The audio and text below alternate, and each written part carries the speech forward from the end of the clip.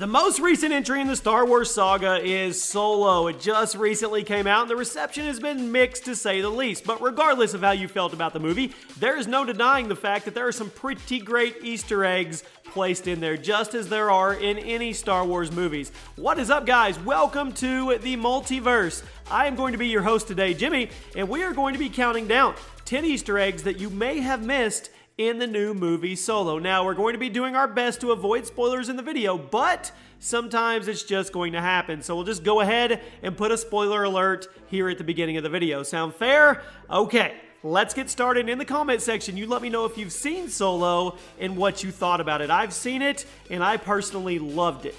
Be sure to enter our monthly giveaway. For this month, we're going to be giving away 10 tickets to see the new Ant-Man movie. It's really easy to enter. All you have to do is like the video, subscribe to the channel, turn your post notifications on for a chance to win. Leave a comment on why you want to win with your Twitter handle attached, and I will pick the winner at the end of the month. Good luck.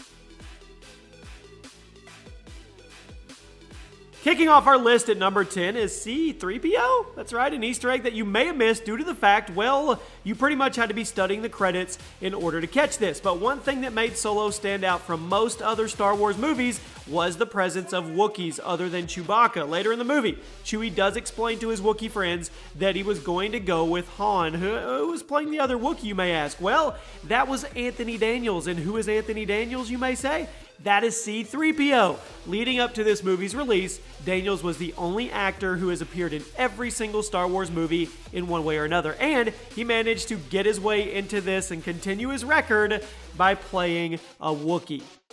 At number 9, Rogue One. Now, Rogue One was the first Star Wars story movie we got to see, and it's nice to see Solo make a little callback to it, although it was very quick and you may have missed it. At one point in the movie, the gang needs to find unrefined hyperfuel coaxium to pay back the Crimson Dawn since they had lost stock in what they were trying to deliver them before. After Han suggests this, they start listing off planets where this resource can be found, one of which is a place called Scarif, although they shut this idea down because they didn't think it was possible to get in and out. But what is Scarif? It is the planet on which the Death Star files were held in Rogue One, where the final battle took place. And yeah, it's probably a good idea to stay away from that one.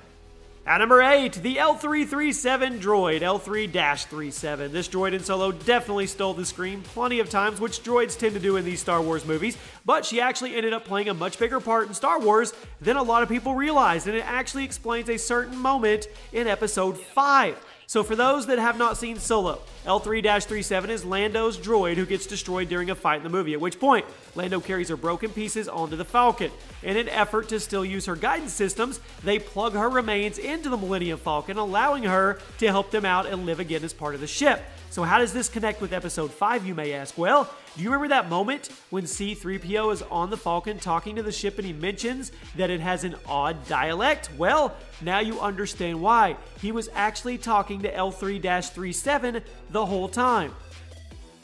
At number 7, Indiana Jones. One key character in the new movie is Dryden Voss, a crime lord who has been the leader of the Crimson Dawn, a group led by none other than the infamous Darth Maul. Voss is played by Paul Bettany in the movie, and during the film we learned that he's pretty proud of all the various things he's collected in his office throughout his career as a criminal. But during one scene in his office, if you look closely at the artifacts on display, you will see that he actually has something from each of the original 3 Indiana Jones movies. He has the idol from Raiders of the Lost Ark, he has the Sankara stones from Temple of Doom, and he has the Holy Freaking Grail from The Last Crusade, which is a great way to pay homage to the career of Harrison Ford, the original Han Solo actor who also played the character in the Indiana Jones franchise.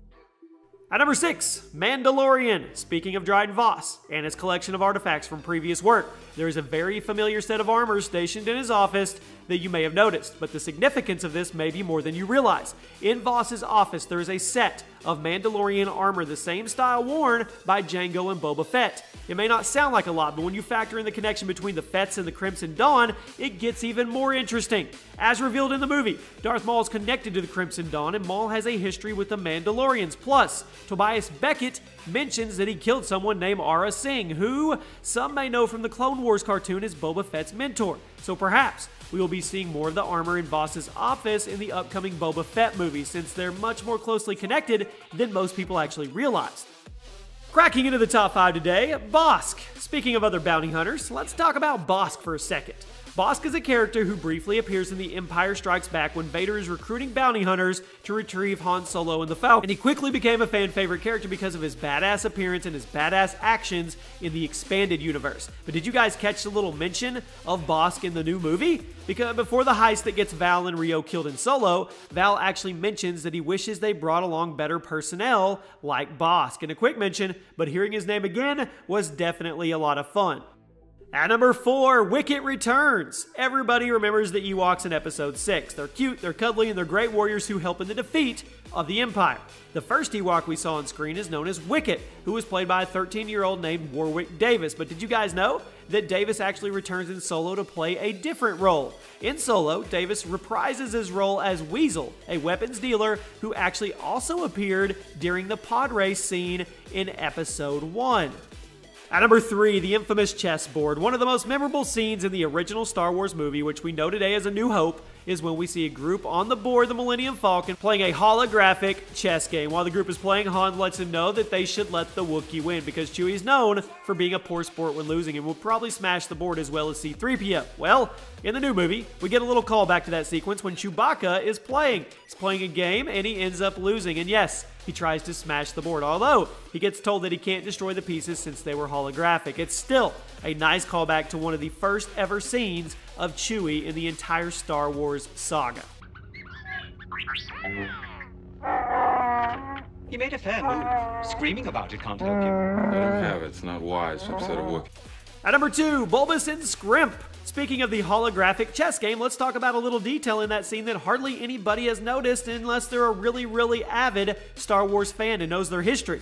So after Chewie loses the game and smashes the board, if you look closely, you'll see that 2 of the pieces short circuit and they disappear. But did you guys know that those 2 pieces actually have some significance in the Star Wars world?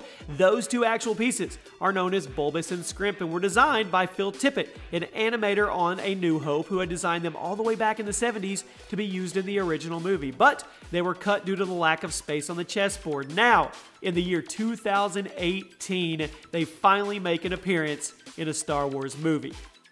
And finally, at number 1 today, the line, "I know." Perhaps Han's most famous line in all of Star Wars is his final exchange with Leia before being frozen in carbonite in episode 5.